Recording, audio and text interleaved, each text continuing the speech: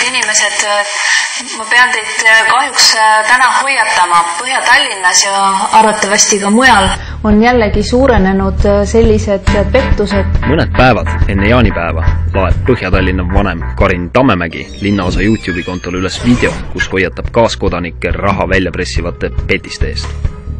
Video kontekst saab selgemaks sel nädalal, kui Äripäev küsib Tammemägilt ühe tema perekonnaga seotud laenuafääri kohta. Kõigepealt lööge selle inimese nimi Google'isse. Tegemist on inimesega, kellel on olnud probleeme füüsilise vägivallaga, kes on läbi teinud isiklikku pankrotti ja kellel on üldse väga kummalisi probleeme. Inimene, kellest Tammemägi nii tuliselt räägib, on Tarmo Noot. Noot on ühest pankrotipesast omandanud enam kui 12 000 euro suuruse nõude Tammemägi venna Erki Evisalu vastu.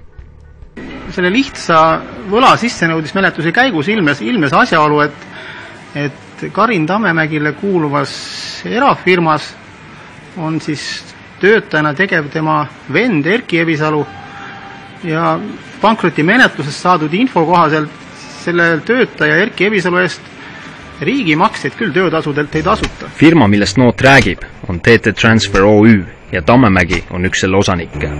Seda, et Tammemägi vend tõepoolest selles firmas töötab, tõestas eksperimendi käigus ka Äripäev.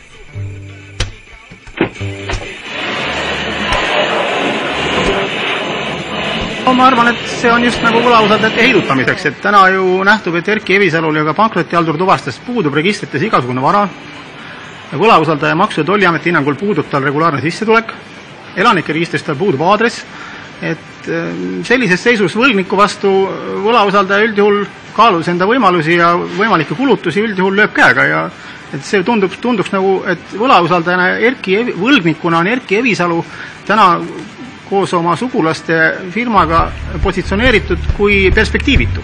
Tammemägi ise annab põiklevaid vastuseid, kui küsime temalt tema venna töökoha kohta. Erki Evisalu on minu usaldusisik ja meil on omavaheline kokkulepe ja tema esindab selles ettevõttes mind.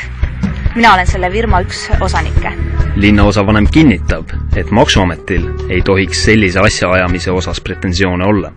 Te olete ju väga kõrgel positsioonil poliitik, et kas on sünnis selliseid omavahelisi kokkuleppeid teha, mis Maksuametile justkui näha ei ole?